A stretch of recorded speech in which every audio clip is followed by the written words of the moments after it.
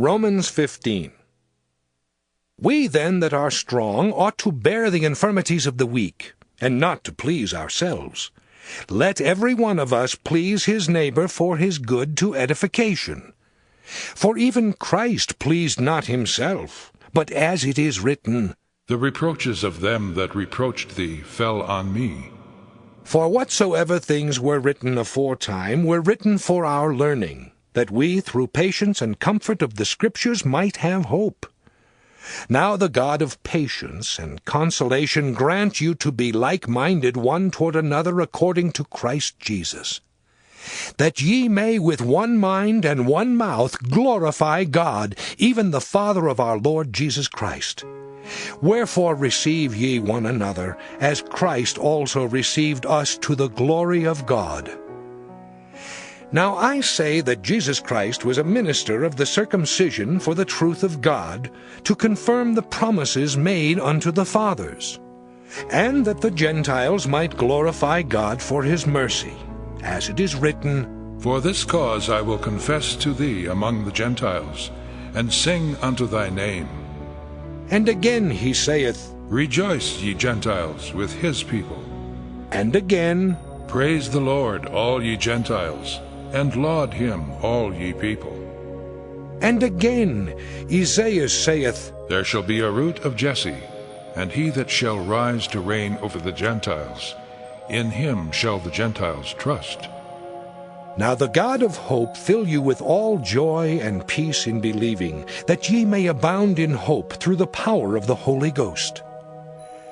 And I myself also am persuaded of you, my brethren, that ye also are full of goodness, filled with all knowledge, able also to admonish one another. Nevertheless, brethren, I have written the more boldly unto you in some sort, as putting you in mind, because of the grace that is given to me of God, that I should be the minister of Jesus Christ to the Gentiles, ministering the gospel of God, that the offering up of the Gentiles might be acceptable, being sanctified by the Holy Ghost. I have, therefore, whereof I may glory through Jesus Christ, in those things which pertain to God. For I will not dare to speak of any of those things which Christ hath not wrought by me, to make the Gentiles obedient by word and deed, through mighty signs and wonders, by the power of the Spirit of God, so that from Jerusalem and round about unto Illyricum I have fully preached the gospel of Christ. Yea, so have I strived to preach the gospel not where Christ was named, lest I should build upon another man's foundation. But as it is written, To whom he was not spoken of, they shall see, and they that have not heard shall understand. For which cause also I have been much hindered from coming to you.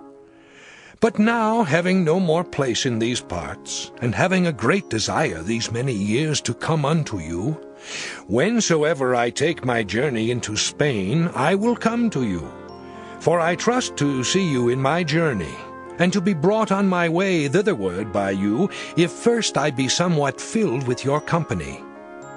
But now I go unto Jerusalem to minister unto the saints. For it hath pleased them of Macedonia and Achaia to make a certain contribution for the poor saints which are at Jerusalem. It hath pleased them verily, and their debtors they are.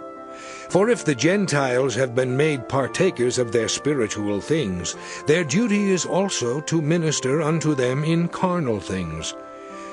When therefore I have performed this, and have sealed to them this fruit, I will come by you into Spain.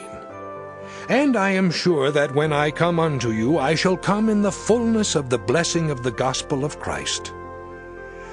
Now I beseech you, brethren, for the Lord Jesus Christ's sake, and for the love of the Spirit, that ye strive together with me in your prayers to God for me, that I may be delivered from them that do not believe in Judea, and that my service which I have for Jerusalem may be accepted of the saints, that I may come unto you with joy by the will of God, and may with you be refreshed. Now the God of peace be with you all. Amen. Romans 16.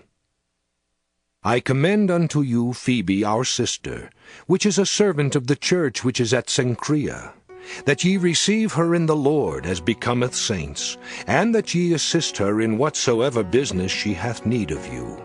For she hath been a succorer of many, and of myself also. Greet Priscilla and Aquila, my helpers in Christ Jesus, who have for my life laid down their own necks, unto whom not only I give thanks, but also all the churches of the Gentiles.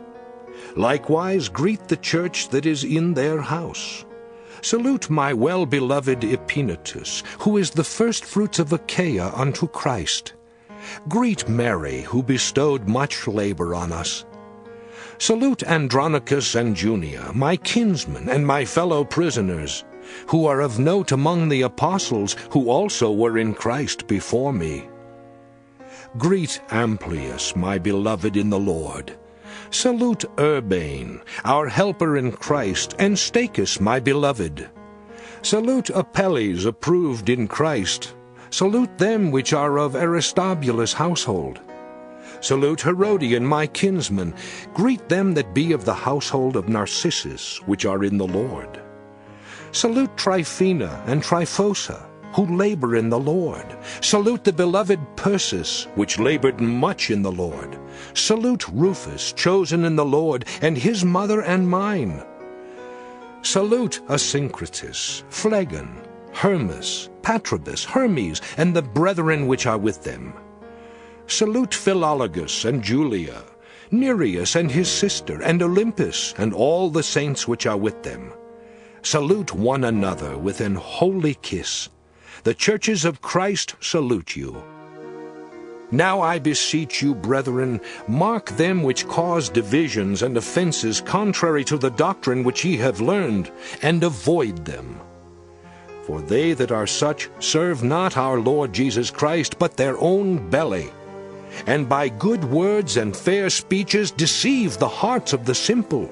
For your obedience is come abroad unto all men. I am glad, therefore, on your behalf. But yet I would have you wise unto that which is good and simple concerning evil. And the God of peace shall bruise Satan under your feet shortly. The grace of our Lord Jesus Christ be with you.